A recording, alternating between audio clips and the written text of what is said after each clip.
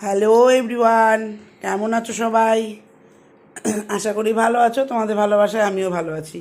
চলে এলাম আজকে লাঞ্চ নিয়ে। আজকে লাঞ্চটা তোমাদের সঙ্গে শেয়ার করতে।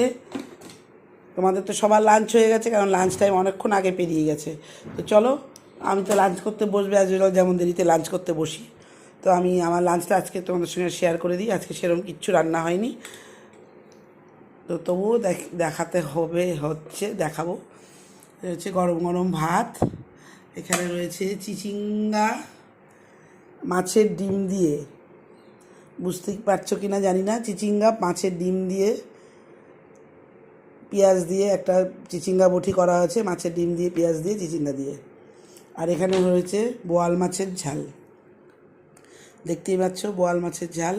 আর এখানে রয়েছে কালকে ডিম, কেন কালকে রাত্রিবেলা ডিনারটা মানে আমার গেস্টরা করেনি, বাইরে ডিনার করেছে, তাই রাতের ডিমটা রয়ে গেছে। তো ওরা বললো আজকে আর কিছু করতে হবে না, আমরা এটাই খাবো।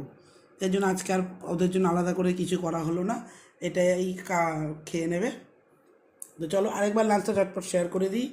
এটা হচ্ছে গরম গরম ভাত, চিচিঙ্গা বটি মাছের ডিম দিয়ে, চিচিঙ্গা বটি মাছের ডিম দিয়ে, আর এটা হচ্ছে বোয়াল মাছের ঝাল, আর এটা হচ্ছে কালকের ডিম।